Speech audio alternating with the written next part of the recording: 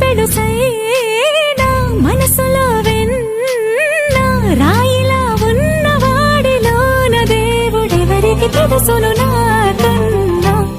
చూసేకి అగ్గిరవ్వ మాదిరే ఉంటాడే నా సావే